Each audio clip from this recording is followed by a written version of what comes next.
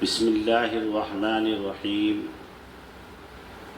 نحمده ونصلی علی رسولہ الکریم وعلی آلہ واصحابہ اجمعین اما بعد۔ میرے پیارے ساتھیوں، آج پہلے ایک واقعہ آپ کے سامنے پیش کروں گا اور اس واقعے کو بہت دھیان سے سنیے گا، غور و فکر کیجئے، عبرت ناک ہے، انشاءاللہ عبرت حاصل ہوگی۔ واقعات بیان ہی اسی لیے کیے جاتے ہیں کہ ہمیں اور آپ کو عبرت حاصل ہو اور ہمیں سمجھنے کا موقع ملے۔ ایک بادشاہ نے اعلان کیا کہ ہم 5 سال کے لیے بادشاہت سونپنا چاہتے ہیں۔ کون ہے جو تاج پہننا چاہتا ہے؟ عوام ٹوٹ پڑی۔ بادشاہ نے کہا کہ ہماری ایک شرط ہے کہ 5 سال کے لیے ہم تمہیں تاج پہنائیں گے، بادشاہت سونپیں گے، تمہارے پاس مال و دولت ہوگی، تاج ہوگا، تمہارے پاس فورس ہوگی، طاقت ہوگی، مال ہوگا، تمہیں پورا اختیار ہوگا کہ 5 سال تک اپنی سرکار کیسے چلا سکتے ہو، یہ تم جانو۔ لیکن 5 سال ہوتے ہی تمہیں تمہارے سر سے تاج اتار لیا جائے گا، بادشاہت چھین لی جائے گی، تمہاری طاقت چھین لی جائے گی، تمہارا مال چھین لیا جائے گا اور تمہیں ایک بیابان جنگل میں ڈال دیا جائے گا۔ یہ سن کر سارے لوگ بھاگ جایا کرتے ہیں اور ایک شخص کھڑا رہ جاتا ہے اور غریب ہوتا ہے، مفلس ہوتا ہے۔ وہ سوچتا ہے کہ تیرے پاس نہ کھانے کے لیے ہے، نہ پہننے کے لیے ہے، نہ مکان ہے، نہ زمین و جائیداد ہے، تو کیوں نہ یہ 5 سال کا موقع مل رہا ہے، ان 5 سالوں میں حکومت حاصل کر کے تو اپنے آپ کو بلندی تک پہنچا سکتا ہے۔ 5 سال تو کم سے کم پیٹ بھر کر کھانا کھائے گا، 5 سال تو کم سے کم اپنا مرضی کے مطابق جی سکتا ہے۔ وہ شخص، اس نے ہاتھ بلند کر دیے، جی مجھے منظور ہے۔ اس کو بادشاہ نے تاج پہنایا، اس کو بادشاہت سونپی، محل دیا، تمام طاقت دی، فورس دی، پورا اقتدار دیا، اختیار دیا، مال و دولت سے نوازا گیا۔ 5 سال تک وہ بادشاہ بنا رہا اور حکومت کرتا رہا، لیکن اس کو یہ علم نہیں تھا کہ مجھے بادشاہت کس طرح کرنی ہے، یا بادشاہ کا کیا کام ہوا کرتا ہے، یا ملک پر حکومت کیسے ہوتی ہے۔ اس شخص نے بے فکری میں، غفلت میں 5 سال پورے کر دیے، آرام کیا، مزے لیے، کھایا پیا، اچھا پہنا، اچھا اوڑھا، اپنا رعب جمایا، اور جیسے ہی 5 سال ہونے میں 2 دن باقی تھے، بڑے بادشاہ کا قاصد آیا اور اس نے آ کر کہا کہ اب جنگل میں جانے کے لیے تیار ہو جا، تیرا وقت قریب آ گیا ہے، 5 سال پورے ہونے جا رہے ہیں۔ یہ سننا تھا کہ وہ چھوٹا بادشاہ بہت رویا، بہت رویا، لیکن رونے سے بھی کام نہیں بنا، اور 2 دن کے بعد قاصد آیا، اس کا تاج اتارا، اس کو اٹھایا اور بیابان جنگل میں پھینک دیا، جہاں پر انسان، نہ انسان کی ذات، نہ پانی، نہ کھانا، نہ کپڑا، نہ روشنی، نہ کوئی ساز و سامان، صرف جنگلات ہی جنگلات۔ پھر دوسری مرتبہ اعلان ہوا کہ کون چاہتا ہے جو 5 سال کی حکومت اس کو سونپی جائے؟ توجہ دیجیے گا، توجہ دیں گے تو انشاءاللہ بات ضرور سمجھ میں آ جائے گی۔ اور یہ اس لیے بھی بتانے لگا ہوں کہ ہماری جو غفلت کی زندگی ہے، کم سے کم ہم بیدار ہو جائیں اس زندگی میں۔ تو 5 سال کی حکومت سونپی جائے گی۔ کون ہیں جو 5 سال تک حکمراں بننا چاہتا ہے، بادشاہت لینا چاہتا ہے، طاقت لینا چاہتا ہے، مال و دولت کا مالک بننا چاہتا ہے؟ ایک شخص نے پھر ہاتھ اٹھا لیا اور کہا کہ حضور میں ہوں، مجھے آپ بادشاہت کا تاج پہنا دیجئے، میں 5 سال کی بادشاہت کرنا چاہتا ہوں۔ بادشاہ نے کہا کہ شرط جانتے ہو کہ 5 سال ہوتے ہی ایک لمحے کی بھی تم کو مہلت نہیں دی جائے گی اور تم کو ویاوار جنگل میں پھینک دیا جائے گا۔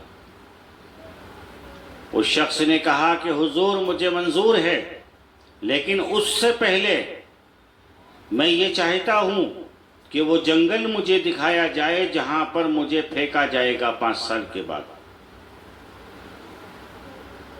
بادشاہ نے یہ شرط منظور کر لی اور اس کو وہ جنگلات دکھائے جہاں پر اس کو پھینکا جائے گا۔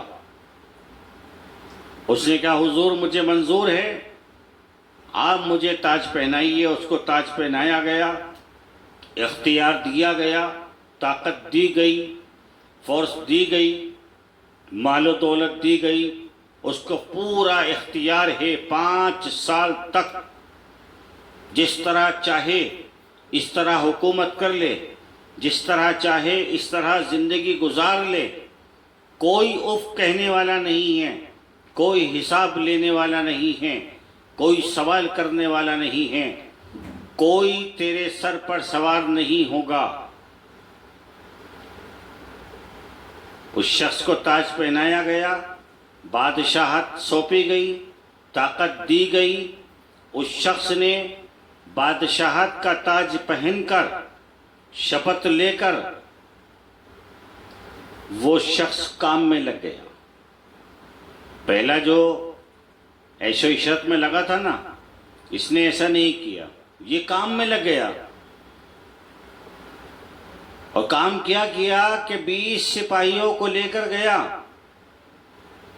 چونکہ اختیار ہے، طاقت ہے، اجازت ہے، جیسے چاہے اپنے 5 سال گزار سکتا ہے، کام کرے یا آرام کرے۔ 5 سال کے بعد اختیار چھین لیا جائے گا۔ 20 سپاہیوں کو لے کر گیا، اس جنگلات کا معائنہ کیا اور سپاہیوں کو حکم دیا کہ مجھے یہ جنگلات بالکل صاف چٹ میدان چاہیے، اس میں جتنی بھی گھاس پھوس پیڑ درخت جتنے بھی ہیں سب کاٹ دو، مجھے بالکل پلین زمین چاہیے۔ 4 دن کے اندر سپاہیوں نے مزدوروں کو لگایا اور سارے جنگلات کو صاف کر دیا۔ پورا جنگلات ختم، زمین ہموار ہو گئی، زمین صحیح کر دی گئی۔ پھر اس نے ایک میٹنگ بٹھائی اور تمام انجینئروں کو بلایا اور کہا کہ مجھے اس زمین پر اتنا زبردست محل چاہیے جو پوری زمین پر کہیں نہ ہو۔ انجینئروں نے نقشے بنا کر دیے تو سب سے بڑا اور سب سے خوبصورت محل چوائس کیا، پسند کیا اور مزدوروں کو تعینات کر دیا اور کہا مجھے اتنے وقت میں یہاں محل تیار چاہیے۔ اتنے ہی وقت میں محل تیار ہو گیا۔ پھر اور لوگوں کو بلایا اور کہا کہ مجھے یہاں پر بازار بھی، آفس دفتر، تمام ضرورت کی چیزیں، دنیا کے تمام ساز و سامان یہاں سے زیادہ خوبصورت اور اچھے ہوں جو یہاں ہیں۔ چونکہ محل بھی تو یہاں سے ہزاروں گنا اچھا اور بڑا محل خوبصورت بنوایا تھا، تو سب تمام کاموں میں 5 سال تک لگا رہا، 5 سال تک نہ اس نے دن میں آرام کیا نہ رات میں آرام کیا، 5 سال تک کام کیا، 5 سال تک محنت کی۔ جب 5 سال ہونے میں 2 دن باقی تھے، قاصد آیا اور اس نے کہا کہ تیار ہو جا، تیرے 5 سال ہونے میں فقط 2 دن باقی ہیں۔ اس شخص نے کہا کہ 2 دن باقی ہیں نا، ابھی آپ جاؤ، ہمیں ڈراؤ مت، دیکھ لیں گے 2 دن کے بعد۔ تو اس قاصد نے جا کر بادشاہ سے کہا کہ یہ پہلا بادشاہ ہے جس کے پاس میں گیا، میں نے اس کو خبر دی اور یہ ڈرا نہیں، رویا نہیں۔ اس سے پہلے جتنے بادشاہ آئے وہ ڈرے اور روئے۔ جب 2 دن گزرنے کے بعد قاصد آیا اور کہنے لگا کہ تاج اتاریے اور بادشاہت چھوڑیے، تو اس نے کہا کہ کس کو ڈراتے ہو؟ تم سے بڑا محل میرے پاس ہے، تم سے بڑی کامیابی میرے پاس ہے۔ میں نے 5 سال میں زبردست محنت کی، کیونکہ میرے پاس اختیار تھا، میرے پاس طاقت تھی، میرے پاس علم تھا، میرے پاس دماغ تھا۔ میں نے 5 سال تک مجاہدہ کیا اور 5 سال میں نے یہاں سے بڑا محل بنا کر تیار کیا۔ میرے عزیز ساتھیوں، اس بادشاہ کو وہاں سے لے جا کر وہیں چھوڑا گیا جہاں اس کو جنگلات میں پھینکا گیا تھا، اور وہ برباد اور ہلاک ہو گیا، لیکن اس نے جنگلات نہیں چھوڑا، وہاں اپنی محنت و مشقت سے روشنی پیدا کی، ساز و سامان پیدا کیا، اس سے بڑا محل تیار کیا اور زبردست فورس اور زبردست شہر بنایا۔ یہی مثال انسان کی ہے۔ اللہ سبحانہ و تعالیٰ نے انسان کو جو زندگی دی ہے اور فرما دیا کہ تمہیں موت آنے کے بعد ہم 1 لمحے کی بھی مہلت نہیں دیں گے، اور تمہیں جنگل بیابان میں چھوڑ دیا جائے گا جس کو قبرستان کہا جاتا ہے، اور وہاں پر نہ تمہیں پانی ملے گا، نہ کھانا، نہ کپڑا ہوگا، نہ عیش و عشرت کا سامان ہوگا۔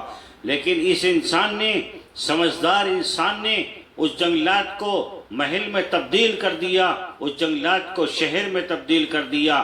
اسی طرح مسلمان کی، ایک ایمان والے کی شان ہے کہ اللہ نے اسے جو زندگی دی ہے، اس زندگی کو غنیمت جان کر اس زندگی پہ زبردست محنت کرنی ہے۔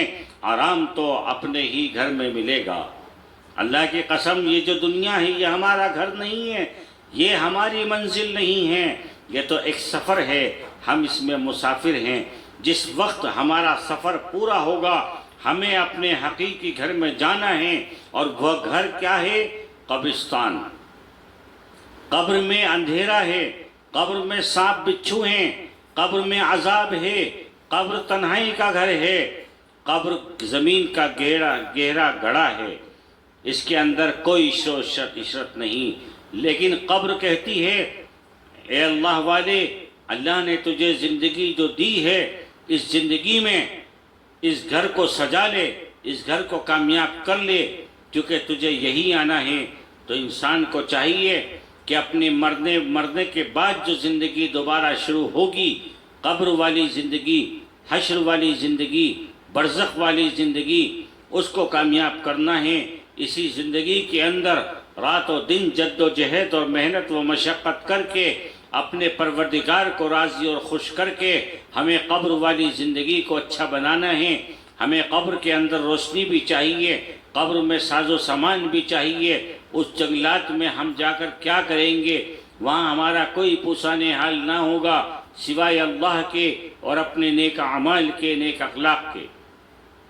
اسی لیے اسی زندگی کے اندر ہمیں اپنی قبر کو نورانی بنانا ہے، اندھیری قبر کو اجالے میں تبدیل کرنا ہے، اور تنہائی قبر میں اپنے ساتھیوں کو منتخب کرنا ہے۔ ہمیں وہاں پر ہمارے ساتھی بھی چاہیے۔ اللہ تعالی ہماری زندگی کو کارآمد کر دے، اللہ تعالی ہماری زندگی کو کامیاب کر دے۔ اسی زندگی کے اندر اللہ تعالی ہمیں ایسے اعمال کرنے کی ہمت و صلاحیت نصیب فرمائے کہ ہماری قبر والی زندگی اچھی ہو جائے، حشر والی زندگی اچھی ہو جائے۔ اللہ تعالیٰ کہنے سننے سے زیادہ عمل کی توفیق نصیب فرمائیں۔ اللہ سبحانہ و تعالیٰ سے دعا کیجئے، میں بیمار و کمزور رہا کرتا ہوں، اگر اللہ نے ہمت صحت عطا فرمائی تو انشاءاللہ دوبارہ آپ کی ضرور خدمت کے لیے حاضر ہو جاؤں گا۔ اور میرے چینل کے ساتھ جڑیے، میرے چینل کو سبسکرائب کیجئے، میرے بیان کو پورا سنا کیجئے۔ آنے والے وقت میں انشاءاللہ بڑی خدمت کو انجام دینے کی میری منشا ہے، میری خواہش ہے۔ اللہ تعالیٰ میری اور آپ کی زندگی سلامت رکھے، اللہ تعالیٰ تمام بیماروں کو شفاء کاملہ عاجلہ عطا فرما دے۔ اللہ تعالیٰ پوری امت مسلمہ کی جان مال عزت آبرو کی ایمان کی حفاظت فرمائے۔ اللہ تعالیٰ ہماری مساجد و مدارسوں کی، فلسطین کے بچوں کی، فلسطین کے مسلمانوں کی، مسجد اقصیٰ کی، مسجد الحرم اور مسجد النبوی کی اللہ تعالیٰ حفاظت فرمائے۔ آمین اللہم آمین۔ سبھی حضرات سے معتزبانہ درخواست ہے، میرے اس بیان کو زیادہ سے زیادہ آگے شیئر کریں، تاکہ اگر دنیا میں کسی ایک شخص کو بھی اللہ نے ہدایت و صلاحیت عطا فرما دی تو انشاءاللہ میرا اور آپ کا میدان حشر میں کام بن جائے گا۔ اللہ تعالیٰ کہنے سننے سے زیادہ عمل کی توفیق نصیب فرمائے۔ سبحان ربک رب العزت عما یصفون